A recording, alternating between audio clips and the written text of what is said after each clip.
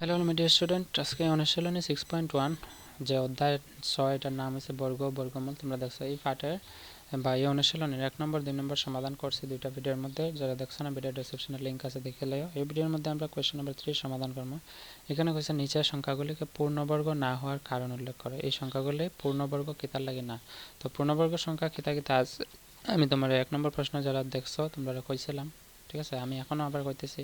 তো পূর্ণবর্গ সংখ্যা হলো যে সংখ্যাগুলা বর্গ করলে সংখ্যা মানে যে এমন একটা সংখ্যা যার বর্গ করলে যে বর্গ সংখ্যাটা পাওয়া যায়। যেমন 1-এর বর্গ করলে 1 পাই, 2-এর বর্গ করলে 4 পাই, কিন্তু 1-এর পরে কি আছে, 2 আছে, 3 আছে। এই দুইটা সংখ্যা পূর্ণবর্গ না। কেতা লাগে না? কারণ এই দুইটার আমি বর্গমূল বার করতে পারতাম না। পারমো মানে ভাগ পদ্ধতিতে আমরা পাইমো পরের ওই অনুশীলনে করার সময়। এই দুইটা সংখ্যা বর্গমূল বার করলে দশমিকে আইব, কিন্তু 4-এর বর্গমূল করলে কত পাইম আমরা? 2 পাইম। অর্থাৎ 2-এর বর্গ সংখ্যা কত হইব? 4, আর 4-এর বর্গমূল হইব 2।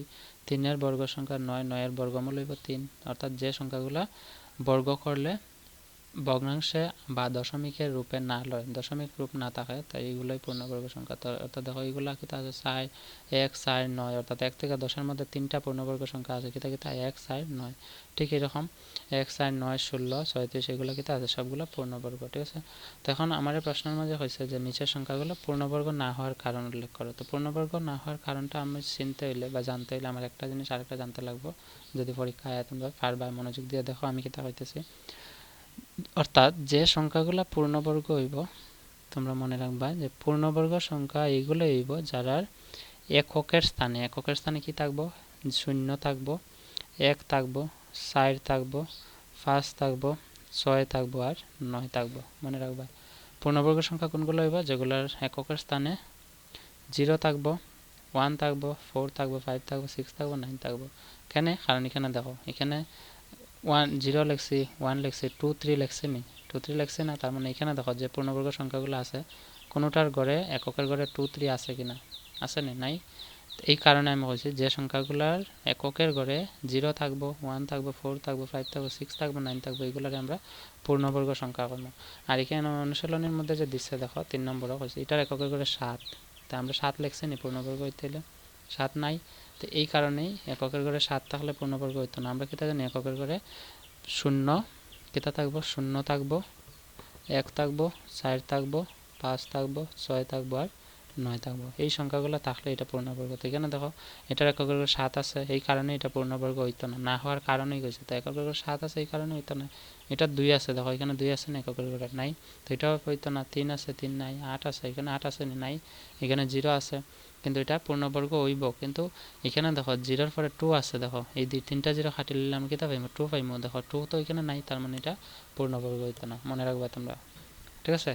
আরেকটা কন্ডিশন আছে, শর্ত, যেটা 0 কোনো কোনো ক্ষেত্রে পূর্ণবর্গ সংখ্যা হয় না। যেমন এটা দেখো 0 আছে, পূর্ণবর্গ হয়েছে না, কিন্তু 0 সবগুলো ছাড়ার পরে যে সংখ্যাটা থাকবে এটা যদি এই পূর্ণবর্গ সংখ্যার কন্ডিশনের মধ্যে, শর্তের মধ্যে পড়ে, তখন এটা পূর্ণবর্গ হইবে। বুঝছো আশা করি?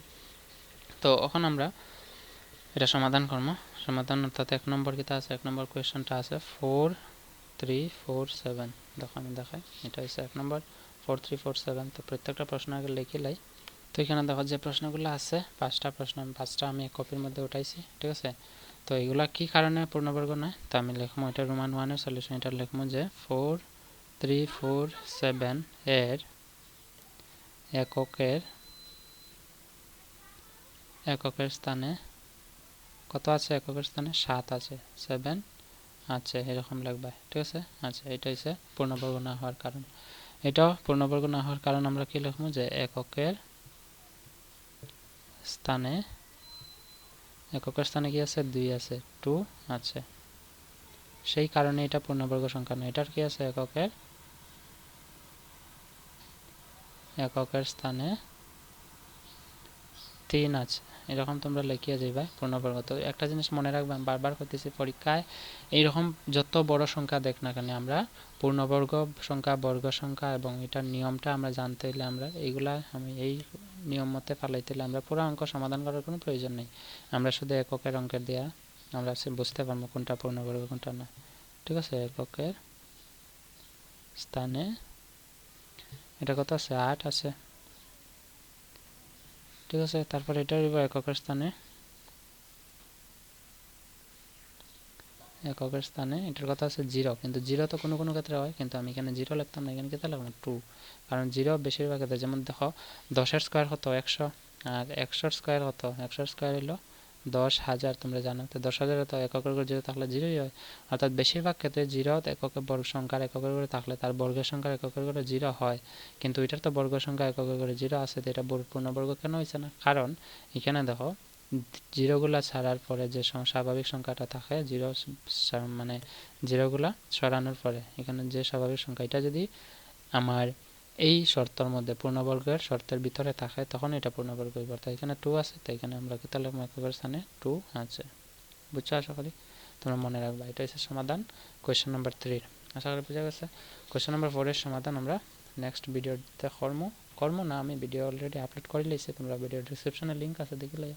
So see you in the next video. Until then keep watching, keep sharing, take care. যদি ভালো লাগে চ্যানেলটা সাবস্ক্রাইব করো এবং তোমরা বন্ধুদের সঙ্গে শেয়ার করো। যদি মনে করো তোমার মতো আরও অনেক ছাত্রছাত্রীরা আছে যারা পড়ার মধ্যে নয়, পড়ার মধ্যে অনেকেই ভালো, আমি সেটা বিশ্বাস করি, শুধু অঙ্কের মধ্যে বোঝার ভাবে, কারণ অনেক শিক্ষক শিক্ষিকারা আছে তারা তাদের মতো কেলু ভাষায়, আমাদের সাধু ভাষায় বুঝিয়ে চলে যায়, কিন্তু আমাদের মাতৃভাষা তো বাংলা, কিন্তু বাংলার মধ্যে আমাদের লোকাল বাংলা, ঠিক আছে? তো লোকাল বাংলা যদি না বুঝি আমরা ভালো করে এটা মাথার মধ্যে সেট করে বসাইতে পারি না।